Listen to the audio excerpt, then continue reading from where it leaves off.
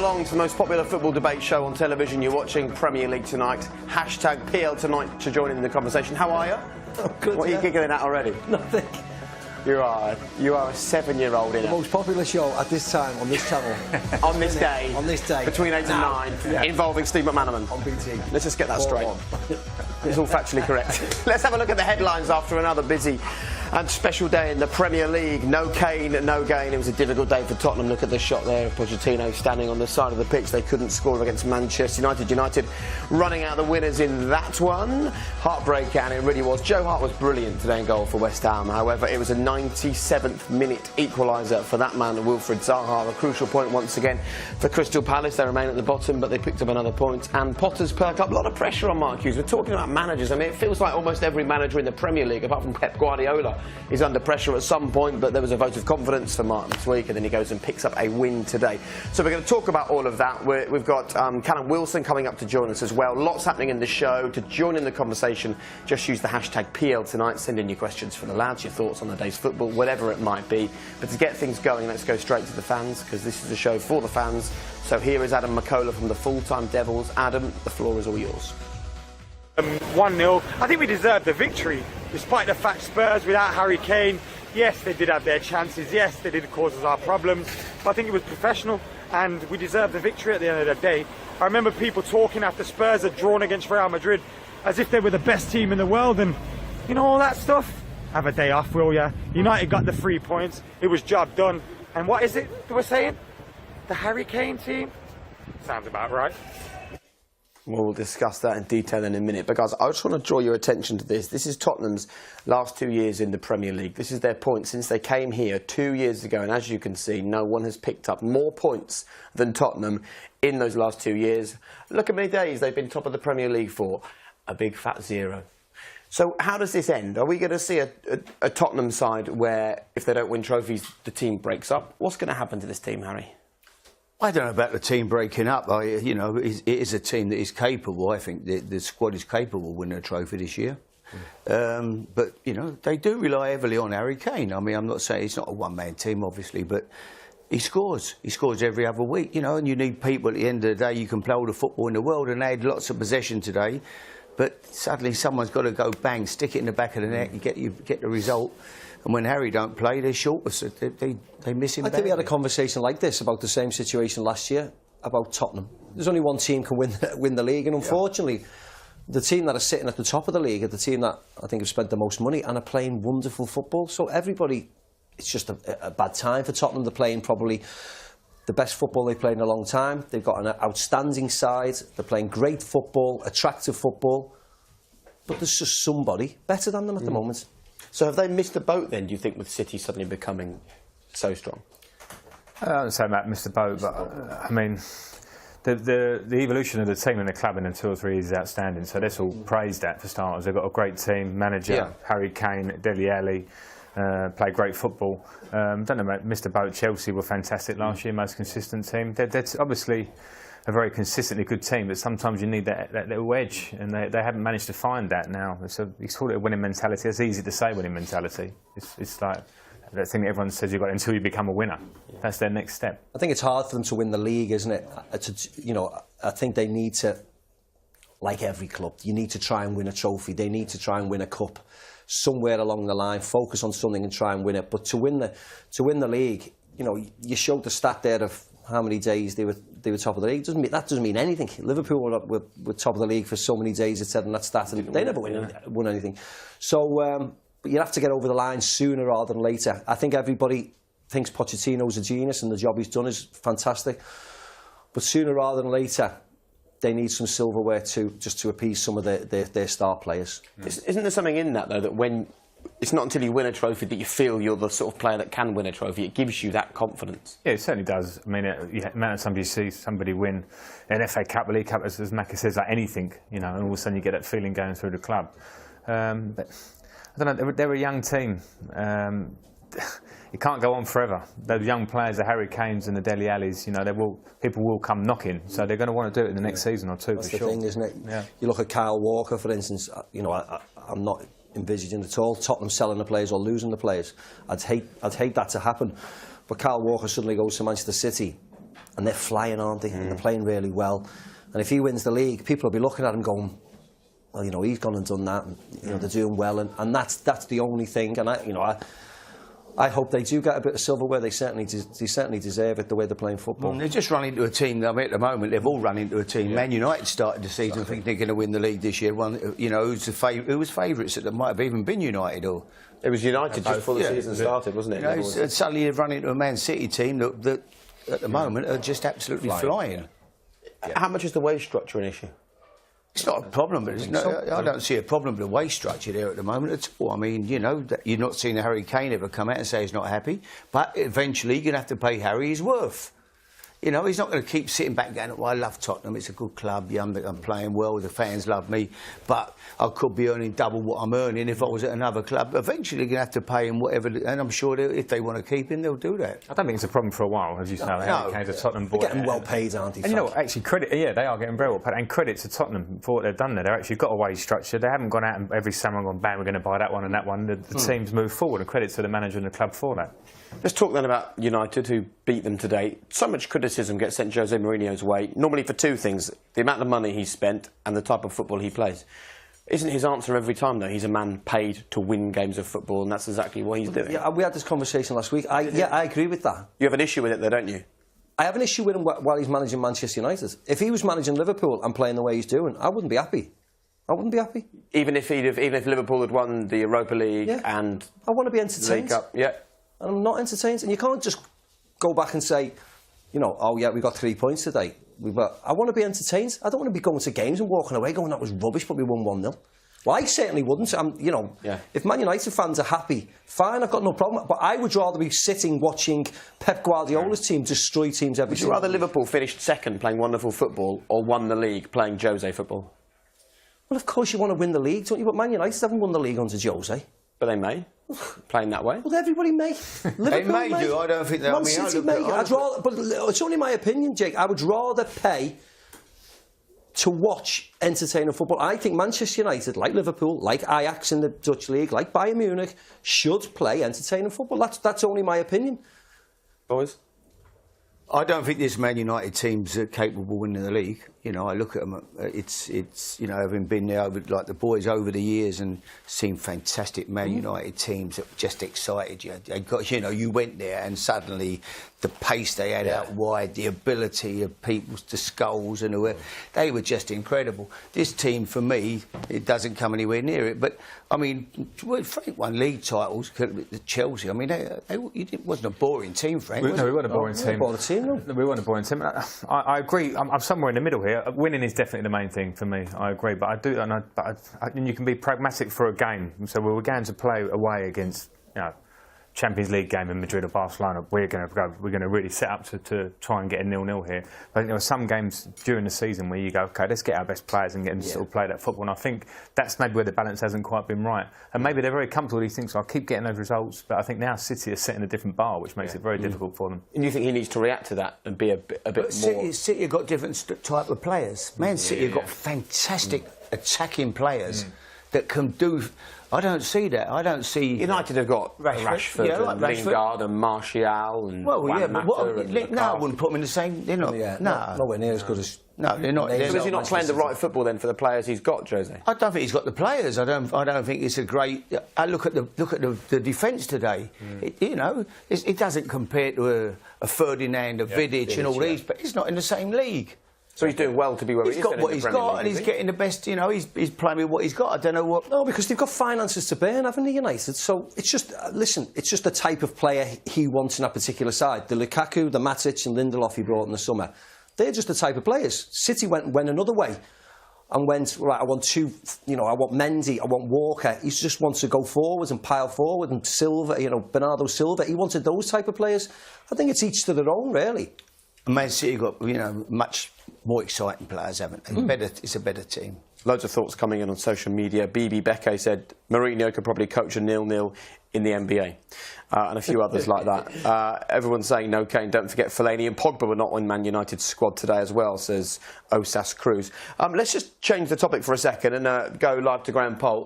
Graham, today there was an incident involving Troy Deeney and Joe Allen, wasn't there, in the Watford and Stoke game. Just talk us through, first of all, what happened. Yeah, it was a particularly difficult game, quite feisty, which Michael Oliver was refereeing, and it culminated just towards the end of the game with a flashpoint with Troy Deeney and Joe Allen facing off. And what you didn't see, what Michael didn't see, because he was the wrong side, was Troy Deeney actually pressing his thumb right into Joe Allen's face. Very, very aggressive. A really nasty one, which I'm sure the FA are going to look at. The referee isn't given the choice anymore. After the game's finished, it's down to the FA to look at it and decide whether to go for it. And I think that the picture there, the still shows there was a lot of aggression there. It was a very, very poor challenge. So the situation now is that the FA can take retrospective action simply if they decide to. It's nothing to do with the ref and what's in his report. And no, I mean, he did caution Deeney, but that was probably for the push on Shawcross, because he shoved him away and Shawcross hit the ground from the push. So I think it would be safe to assume he hasn't seen that thumb in the face. The FA will take that view, assume he hasn't, and then charge. And I would expect Deeney to pick up a 3-match ban. Graham, when do the FA get involved? Do they do it instantly? Would they do it tomorrow or was Monday? Because we spoke, I think it was the week before last, about the Richarlison incident against Arsenal, and nothing seems to have happened since then. Yeah, they'll get involved on Monday. They'll look at it. If they decide it's a charge, then they send it to their panel. And if they come back and say, yes, there's a charge to be had, they will charge the player, and then Watford have 24 or 48 hours to reply to that charge. So probably by Monday night, close of play, you'll hear if he's been charged, and then by Wednesday you'll know if Watford are contesting that, or if in fact a ban is going to be issued. we shall watch with interest. Graham, thank you very much. Enjoyed that. A few other thoughts coming in. Sachin Nakrani, who's a Guardian journalist, says Mourinho will dress today up as a tactical masterclass on his part. Ultimately, it's a poor game decided by route one and a defensive error. Samuel Luckhurst, who's a reporter for the Manchester Evening News, Spurs seem to believe their own hype. Man United took them down a peg or two today. Pochettino's lost 4 in 4 at Old Trafford with Tottenham now.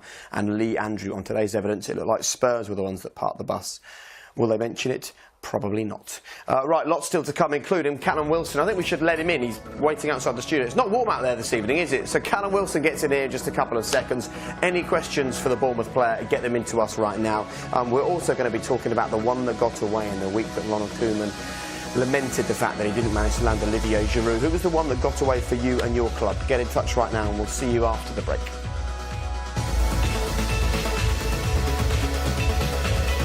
You're watching Premier League tonight, and here are Chelsea leaving the Vitality Stadium. A good week for them, 3 games, 3 wins, and as Frank Lampard has already said, it may well be a season-defining 7 days for them. Of course, this week you can see them live on BT Sport. They travel to Rome to take on Roma, win that one, and they make it out of the group stages of the Champions League as well. But fresh from the pitch and not just disappearing, coming up and joining us. Round of applause for Callum Wilson, everybody. Callum, hello. Thank you. Hello. Thank you very much for coming up. No tough old day today out there, wasn't it? Yeah, it was a tough test. I think in the first half we should have probably got a bit more closer to them. Was a bit too passive. The manager changed things around at half time and we started looking a bit more of a threat. But for you personally, being back, being involved, being fit, feeling good, I mean, that's the most important thing, isn't it, really? Yeah, it's just about getting as much game time as possible now. I got 20 minutes today, scored in the week, and yeah, hopefully I'll just get more time on the pitch. Talk us through how the last couple of years has been for you. It's been tough, you know. Yeah. Obviously, no player likes a setback, and when you have one, you come back from it. You think that's in the past, and then obviously you get hit with another blow. You deal with it. It makes you stronger as a person mentally, and yeah, just with nice support of your family and obviously teammates and stuff, you can get through them things. What about mindset? Because I actually, yours was obviously terrible. I used to get muscles, and I remember coming back and being so concerned that I was going to redo it. Have you got over that thought of someone's going to clap me and I'm going to go again? Yeah, I think when I've done the first side, I come back and I was a little bit tentative with tackles and stuff, and obviously the inevitable happened and I've done the opposite side. And now my mindset is just I've done both sides now. You know, I've done the worst I could do, so that chapter's in the past. And you're young, aren't you? You've got a lot ahead of you. That's it. Cool. That's the key, really. Yeah. Everyone's young compared to us anymore. I know, yeah. That's the problem. What do the specialists say to you when you've had it done? I mean, is it stronger than before? As strong as before? Yeah, it's obviously they tighten everything up really, so it makes everything more stable, and it's just about doing your rehab right and applying yourself properly, really. You got like needs of a 15-year-old now or something? Yeah, well, obviously, hopefully, I can play till I'm 35 and beyond, you know. Ambitions, because you were getting involved in the England squad before you got injured, obviously. Ambitions to get back in. Yeah, that's obviously on the agenda, you know. I don't get too ahead of myself and take it step by step. But yeah, obviously there's a World Cup coming up. But he was flying, absolutely flying. Yeah. I used to see him play. I mean, and Frank's dad, he played at West Ham, Callum, and your dad rang me, Frank, and said, I think you scored a hat-trick that day, did you, at West Ham? Yeah. Yeah. He said, absolute, what? He said, I've seen a centre-forward today at Eton Bournemouth. He said, what's a good player? I said, yeah, I know. He'll end up in the England team. Then unfortunately he got his injuries, but he's back now. And I still think he's an outsider. You know, he could come with a run and be pushing for that World Cup squad. I really do. I've seen, and I ain't saying that because he's sitting here. He's been fantastic. He really has. He's a good player. And it's true, it's not just because you're there. Harry bangs the Callum Wilson for England drum every time we do a live game. So it does happen. I had him watch more than anybody. Andy Gray, you remember Andy Gray? He played at Tottenham. Andy somehow or the other told me about Callum at Coventry. And I kept sending scouts every week, right? I was at QPR. I said, they've gone and watched him. Yeah, I said, he scored 2 goals again. He went, yeah, but I don't know, it can't... Next week he scored again. How'd he go? Well, I'm not sure. Now, when I see one or two of them, I always fancied him, Harry. It was someone else. I go, yeah, OK. You should have gone to the games yourself, you see. When I was busy on Saturday afternoons. You know. There is that, yeah. That's true. You did have someone else. It's great that you sit here and you say all the right things and you're positive and you've got your head down, you worked hard. Is there a small part of you that thinks, what if? Because you were the top scorer at Bournemouth getting promoted into the Premier League. It was a brilliant season. Yeah. You just don't know, do you? Yeah, it's tough, you know. When I did get injured, I think I had 5 goals in 6 games or something like that. So I was feeling good about myself, feeling fit and strong. And obviously you have that setback. But I think you can't dwell on it. It's gone now. I can only build from where I am now, really, and make up for lost time. People talk about finding strength from those bad times. I mean, is that just a rubbish analogy, or is there actually some truth in that? No, yeah, I think it makes you appreciate everything, really, as a whole. Go out and training every day. I'm buzzing, really. Whereas sometimes you can get complacent when you're in the team all the time. And now, I think I just appreciate everything every day.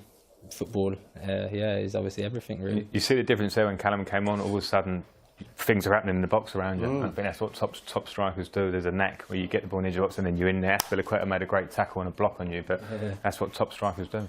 Thank you. Who do you watch? Who do you aspire to be? Who do you? Growing up, my idol was Thierry. Obviously, great striker. I used to watch YouTube clips before. I used to play my own matches and stuff. And yeah, obviously, he's a fantastic. And having Jermaine around, he's got to be, you know, Jermaine. He practices, and he finishes. Then and how he finishes. It's great to have someone like that as well at your club. Yeah, it's true. You talk about some BT Sport pundits rather than the other channel. Like Michael Owen or someone. Richard sent a message in saying, does Cal feel as though we lack confidence this season? We seem wasteful, we're struggling to score goals. Just give us a sort of insight into the mood at Bournemouth at the moment. One off the bottom. I think everyone's upbeat, really, to be honest. Results breed confidence, and when we ain't been getting them, obviously from the outside looking in, it could look like we've lost a bit of belief and stuff, but I think everyone's on song, really, and when we get 1 or 2 results, we'll be firing on all cylinders, I think. What's Eddie said? Because it is about results, isn't it? And you've only got those 7 points. Just that the next block of games is massive for us, really. That will really define our season. We obviously got Newcastle in a break, but yeah, we need to hit the ground running as soon as possible and start picking up results, because otherwise we'll find ourselves in a sticky situation. And they've got games to come. Burnley are coming here, aren't they? And you know, they've got the Newcastle game. They've got games, I think, where you know, you can pick up points now. Yeah. And finally, a question from Doomy. He says, how hard was it today to defend against Hazard and co? What do you think of Chelsea's performance? I mean, you do need to defend as a team, no matter where you're playing when you play Chelsea. They were very professional today, weren't they? Yeah, they were good, obviously. We defend from the front, we press, and if obviously we get pierced, we get behind the ball. Yeah, they're great players, you know. As soon as they break our lines, they're just all running at our defence in different directions and stuff. But I think the boys did great, apart from obviously the goal that we conceded. We obviously limited them to chances and stuff. But yeah, on another day, we'll get something out of the game now, I think. Good man. Well, look, thanks for joining us. Judging by the bangs outside, we're keeping you from some fireworks display down the road. Everyone that comes on the show, we ask them for the same thing, which is their 3-word match report. How would you describe today's game from a Bournemouth perspective in only 3 words? It's amazing how hard some people find this, by the way. A little bit frustrating. No, a little bit frustrating. That's 4 words. What is it about this? Should we give you a bit frustrating? Oh, a little frustrated. A little frustrated. Right, we'll take that. We got there in the end. Listen, thank you very much, and loads of support and loads of positivity coming in for you on social media tonight. So, Thank you. people are keen for you to get back among the goals and be playing for England. Yeah. No one happier than Harry Redknapp if it happens. All right. Perfect, thank Listen, you. thank you very much for joining us. Cheers, guys. Right, plenty more still to come. We've got loads to talk about after the break. But during the break, keep watching because you're going to see about some great work that was done through a BT Sport Disability Initiative alongside Manchester City. See you in a few minutes.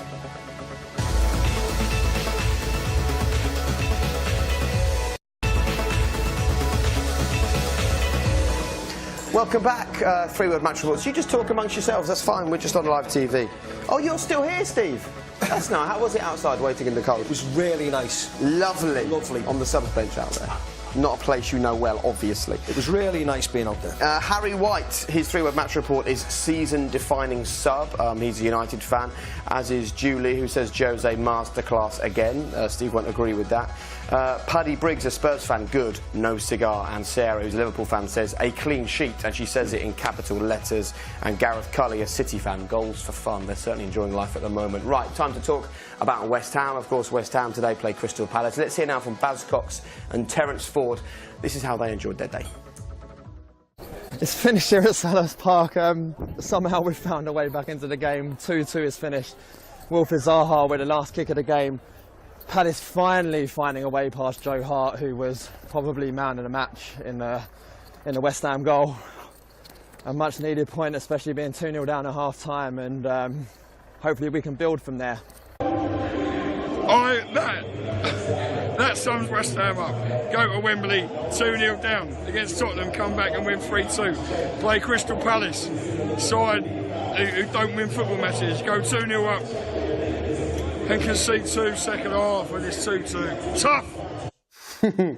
Life as a football fan, as a West Ham fan at the moment. Look, we had this reports a few days ago about Slaven Bilic has got 2 games to save his job.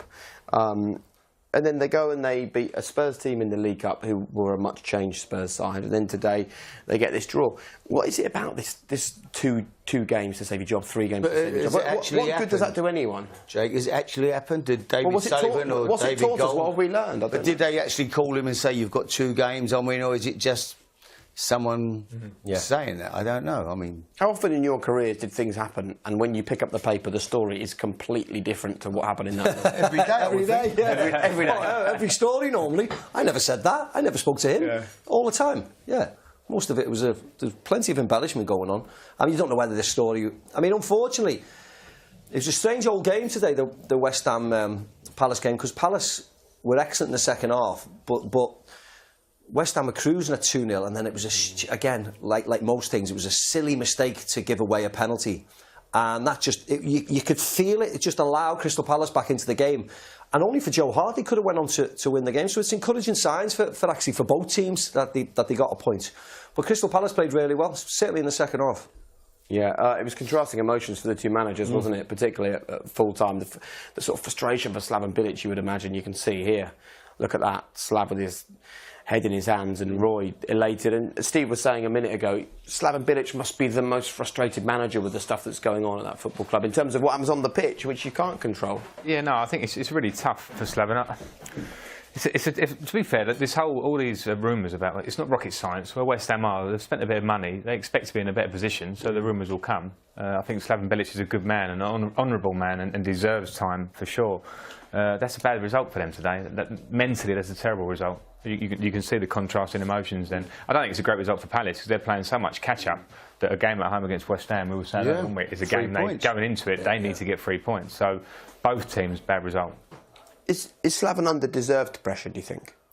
no, I mean, listen, you're going to be under pressure when you're stuck down in the bottom 3 or 4. And as Frank said, they've spent money and, you know, who does the recruitment there, who does... You never know what's going on at a football club. You don't know until you're in that football club. The buck has to stop somewhere, and it is... Well, it has to stop, but it stops with him. But if he's not bringing the players... I don't know. He may be bringing the players in. We don't know. Or is it somebody else giving him the players?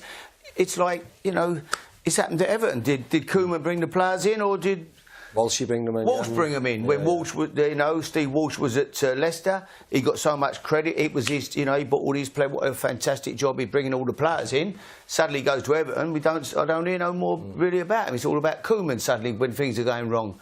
I don't know whether Slaven's had players dropped on him, but they brought some decent players in. I mean, Joe Hart's a great goalkeeper. Zabaletta's a good right back. I found the recruitment a bit strange in terms of how forward-thinking it was, is what I would say. Chicharito will score goals, but at the stage of his career, I don't know where the next move is. Do you sell him on? How long will he be there? Arnautovic shows little phases where he does well. Zabaleta, I think, a good sign, and you know what you're going to get from him. But I don't know. I think maybe they could have looked. Where can we get some a bit younger, a bit of pace up front up there? I don't know. It's just a bit. And pressure builds when other managers start losing their jobs, don't they? When there's teams above you and the manager's losing the job, unfortunately, whether that's a right decision or the wrong decision, that starts the other people panicking, doesn't it? And it's like, oh, well, he should go now. It's time for him to go. And I think that just adds more pressure on them, which is unfortunate, really. But you'd have seen him as a good front two, wouldn't you? Carroll and the little guy. Yeah. So can you see a plan at West Ham? Can you see what Slaven Bilic and West Ham are doing? Because I think it's hard in some ways to see the progression from season to season at the moment.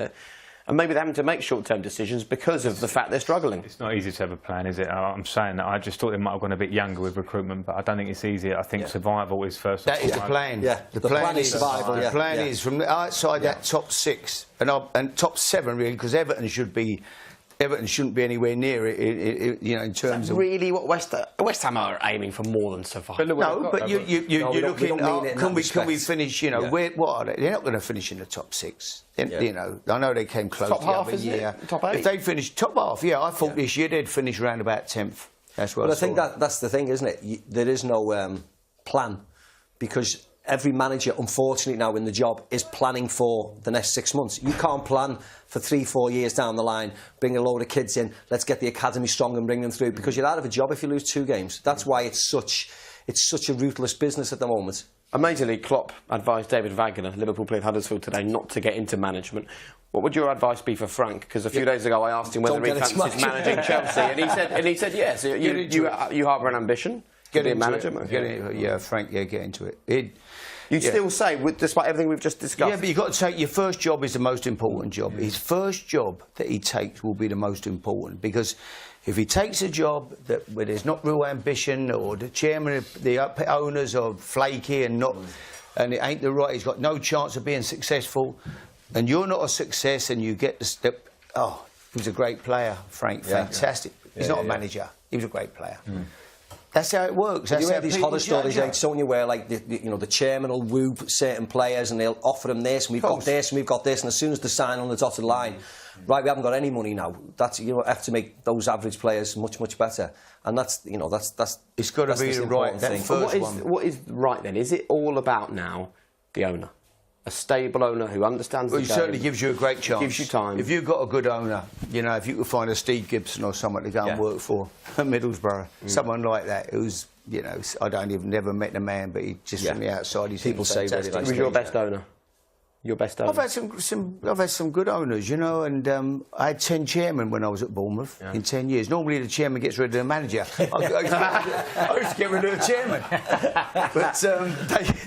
But no, you just want help off them, don't you? Yeah. If they've got a few finances, depending on what league you're in, if you've got a little bit of financial backing as well, that has to help. Yeah. But you need the stability around you, I think. You need that security, knowing that if you go into a job, if you do lose 3 or 4 games on the spin, it's going to stay with you. You're not going to react to the fans and kick you out. Still the plan. We've got loads of things going from my head here. Sorry. Hold on a minute. That's part of the Suddenly skill. He signs a 10-year deal with BT Sport. I suppose that's part of the skill, and I mean, part of the skill is listening to Harry saying that. You can easily jump into something and it'd be the wrong thing. Don't dive in. No. And there are loads of routes. Look at Stephen Gerrard here, works with us. He's taken that route. There are lots of different routes. So as long as you keep learning, this job here gives me an opportunity to do this. We're analysing games and then to work around it with my badges, go and watch good managers. So bring it all together. Who's See, we used to all start at the bottom. Years ago, I mean, I know someone like Kenny, who was a legend, obviously, and he ends up being a young player and then going straight. Manager, But in the main, most managers years ago all started 3rd, 4th division. You got a job, and then you try to work your way up, and you had time to, West Ham, for instance, talk about West Ham. I'm not sure the exact numbers, but I think West Ham had something like 4 managers in 60 odd years. Yeah. 4 managers. I mean, they got relegated and come back up, and they'd get relegated 5 years later, but they'd come with the same manager. They didn't sack Ron Greenwood or John Lyall or Ted Fenton, you know, but whoever, I forget who was before that. But that was how it was. You've got a chance. Now, you lose 3 or 4 games and you're under pressure. Oh, well, you've got managers winning the Champions League at Chelsea and losing his job the next season, or a manager winning the league in the next season. Now there's talk of Claudio pressure. Ranieri, I mean, he should have had a free pass for 5 years, shouldn't he? Win the league with Leicester. I mean, it's incredible. I think as a manager, you go into it knowing that. And you've got to be unbelievably thick-skinned, because it's not easy getting a sack anyway, but you have to be aware that that's the environment we're in now. You stay where you are. No, have a go, Frank. Get in there. Get away from You'll him. do Let's take the Norwich job. If you take the Norwich job, I'll be your number 2. That's a possibility. No. That's not a Ali bad... said your first job's important. You can't take Norwich. That's ridiculous. That's not a bad shout, Norwich. Good club. I'm only joking, all the Canary fans there. He's doing well, the man. You know, we don't want to put him under pressure. He said, send it to Delia. I am going to do that. The Wrath. You've seen the Wrath of Delia. You will not like that. Can you imagine that? I do want to talk about the under-17s. I think all of us delighted with that today, aren't we? We are world champions at that level. You've worked with Rhian Brewster. You know Phil Foden from Manchester City. How do we now try and create a situation where these players get an opportunity at top-level clubs? We have to sort this out now, where this goes through and the future looks bright. How do we make it bright? What's the answer here?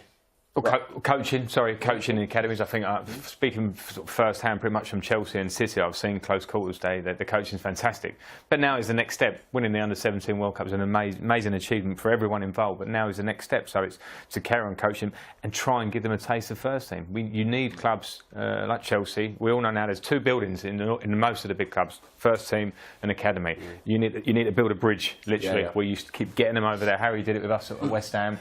If I had a couple of good days training, Rio Ferdinand, Joe Cole. Joe Cole was training at 15. For the first team. You know? Training with the first team. And that makes you feel, as a player, that makes you stand up and go, wow, you know, it takes a bit of time, then that's the next step, and that's the next step. But you need people that are willing, not to stick him in the first team, because it's a big business, we know that, but give them a feel. Yeah, but the thing is, as well, is that the gulf between being a superstar under 17 and the first team is monstrous. I mean, it's massive. The gulf between under 23s and the first team at this moment in time, because we all watch a lot of the under 23 leagues, that is massive, the difference. So we need that, and you also need the coaches to have the patience, have the confidence to bring them in. Rhian Brewster's been on the bench for Liverpool already last year with Jurgen Klopp. I played in a game with him out in Australia at the end of the season, so he's had lots of. How good is he? You coach him? He's excellent. He's excellent. He's an excellent footballer. Excellent prospect. He's a really good kid. Yeah. Excellent prospect. Yeah. Even the amount of time you've seen him play, do you have any real idea whether he could cut it in the men's If game? he keeps on improving the levels he's going, yes, he can do. When people say to me, I said to Ian Dark, one of our commentators, who's a good kid at Liverpool last year, and I said Rhian Brewster's the one who we've all got big hopes for. But it was Ben Woodburn, now it's Rhian Brewster. You have to keep on going and kicking on and kicking on and kicking on, because we've seen it many times. As soon as you stop improving, that's it, you're finished. And we all know Phil Foden's a good kid. We all know that. We all know the Chelsea and Man City lads are brilliant. They're winning everything at youth level, at Champions League youth level. They're winning everything. But will the managers ever give them a chance, Macca? Will they ever get that's that the big chance? question, mate, isn't it? You know, years ago, chairman of football clubs understood, OK, it's the manager came in, he's going to build a team. I played under Ron Greenwood, who was a fantastic football coach. He came to a Youth Cup semi-final that I played in at West Ham on a Saturday at Wolverhampton when the first team were playing. He came, it was late in the season, and he came with the kids to watch an FA Youth Cup semi-final. And then we beat them and played Liverpool in the final. He went to every youth game, never missed. I used to go with Frank Stead every Saturday morning, I'd be at Chadwell Heath. Every Saturday, if we were at home, the first team, we'd go to Chadwell Heath, watch the kids play, we'd leave there, 20 minutes into the second half, get back to the football ground get ourselves prepared for the first team game. But we used to go everywhere with the youth team. And what that means to the player, the young player, I remember you being there. Yeah. Managers here. Always. Never miss a game. They can feel like you don't even know who they are. Travel up to Oldham to watch the youth team and whatever when they played there. Now up to Everton, Liverpool, wherever we didn't miss a game. That's everything around them. But the other thing is the mentality of those lads. They need to know that they've nowhere near made it. And celebrate, enjoy it, go on Instagram, do what you've got to do, enjoy the moment. But what comes now is the real hard work, which is going up those next steps, which are massive. Macca said it. I remember those steps, 17s, I thought I was a bit of a player, put in the reserves, struggled, got into the first team, struggled, then you come to terms with it. There's a lot of hard work and mentality. You know what's a involved. big problem as well now, Jake? See, loaning players out. Frank went to Swansea on loan, it was a big thing in his career. You know, I loaned Jermaine Defoe here, I loaned Rio Ferdinand. They all came out and went out and played on loan. Now, when you want to take a player on loan, if I ring a football club and I'm a lower division club, you have to pay big money, £1 million loan fee. If you don't pick them, you have penalty clauses, so you have to pay X amount every week that you don't pick him. Because these players have become a commodity, though. You know, Chelsea now run a business which is players that are not good enough for the first team will earn the millions. But they're not going to get that experience You to need go to out play. and play. You need to play men's football, Men's and football. that means playing in front of crowds. And 3 points is everything. Everything. Not Absolutely. under 23 level when it doesn't really matter if you win or lose. To be very honest, you need to play men's football where, you know, the win bonus means everything to your teammates. That's what you have to do. You have to play in front of crowds who are berating you and going crazy and dying for the cause, and that's when you know whether you're going to make it. I remember Harry ringing me. I was in bed at home having an afternoon sleep or something, and I was in a youth team. As you say, games that mattered but didn't really matter. And Harry rang me and said, "I'm sending you to Swansea. I've just passed my driving test." And at first I thought, I don't fancy that. I don't want that at all. Harry and my dad didn't really let me have a choice in the fact. And thank goodness, because I went there for 2 months. I didn't pull up any trees, but I realised what men's football was. I went to the Vetch one Saturday, Frank. We had a Sunday game. We trained in the morning. I drove down to the old Vetch to Swansea to watch you play ankle-deep mud. Fantastic. What an experience for you. Brilliant. Yeah. But I remember you played under 21s for England before you'd even made a first team appearance. So you were the first player actually to do that. Do you remember Laurent Momenemy's quote? I've seen more fat on a chip.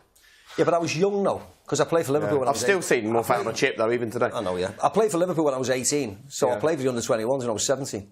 But the message from all of you is... Very good. The message from all of you is we need to have a pathway to the first team, but these guys have just won the World Cup. You can't believe you've made it yet. No. That's No, the of key course point. not. They're not made it. Get their heads down, but enjoy the moment too. And go on loan somewhere. And go and work hard. Proper Don't loan. go to Swansea, the old Vetch field. The problem is that it's a mindset change from chairmen who are making money out of players to managers who are under too much pressure to pick young players. We need a Well, that's the thing. complete Why pick an 18, 19-year-old kid whose form's going to fluctuate when you've got a fully made, you know, Bernardo Silva? Liverpool are throwing Liverpool are throwing them in. The right back looks a player. They've all had to go. Well, Gomez is in now, a young lad from Charlton, of course, but Trent's played and he looks a real player, good player. Right, we are chasing the clock somewhat. Yeah, It's a brilliant chat. I enjoyed that. So the final part tonight is going to be about the one that got away. Now you stay where you are. You know, you're contributing a bit. So let's see how you do in the last part, and then we might invite you back next week. The last part. Cheeky. In the final part, we're going to talk about the one that got away. We wish we had one of those ourselves. After Ronald Koeman couldn't land Olivier Giroud. So get your thoughts in for that, and we'll see you in a second.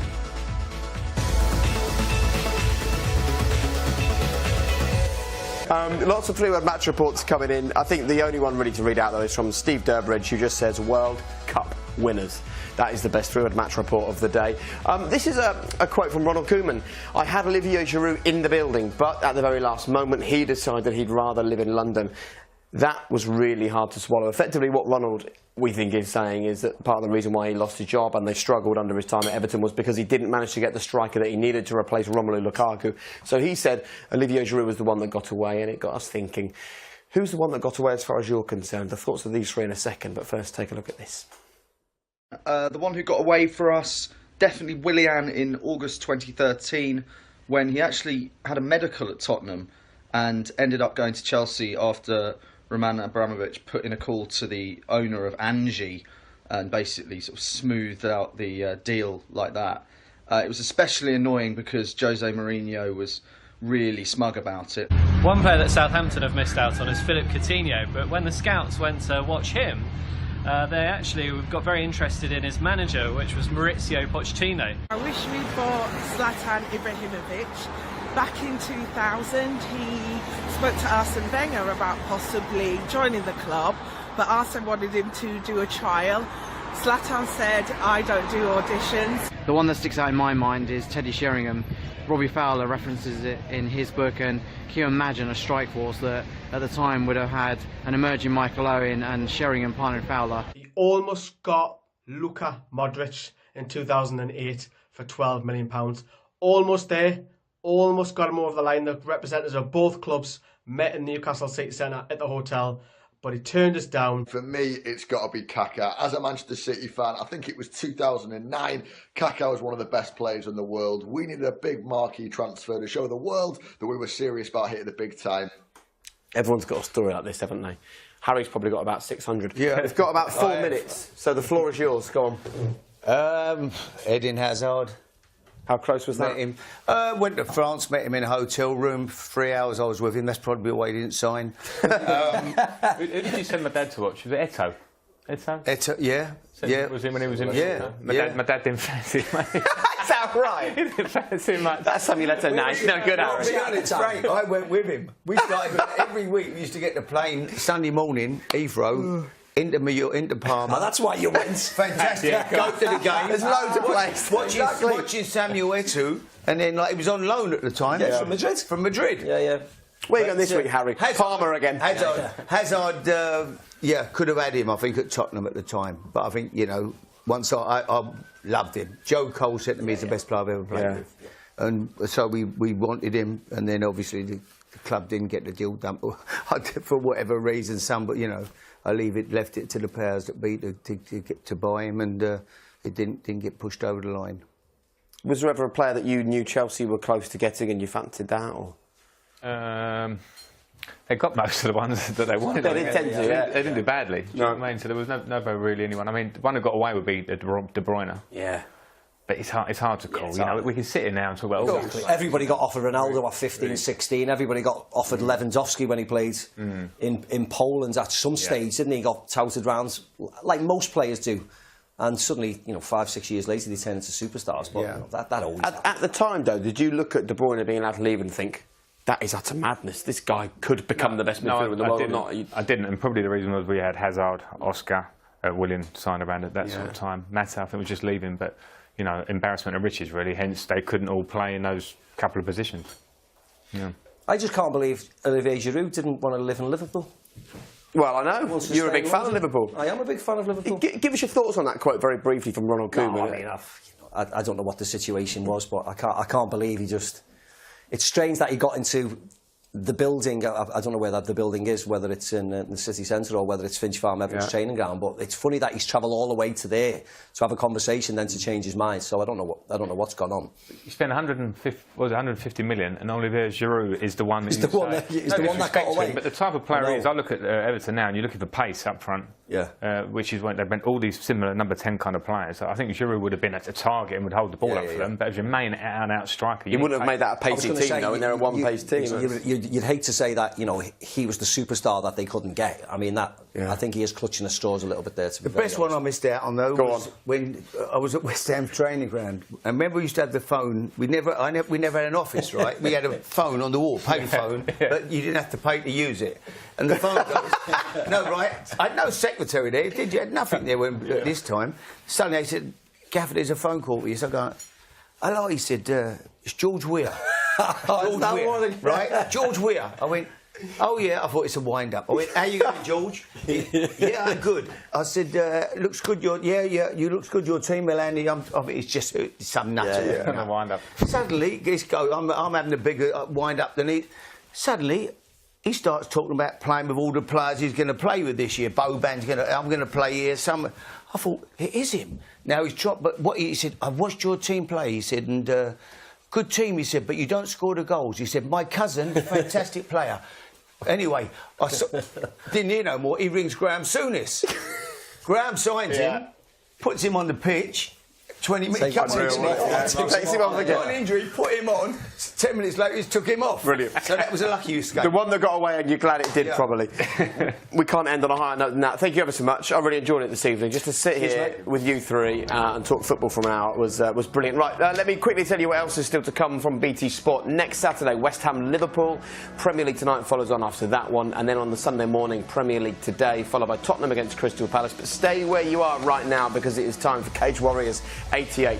Steve, Harry, Frank, thank you all very much for your company tonight.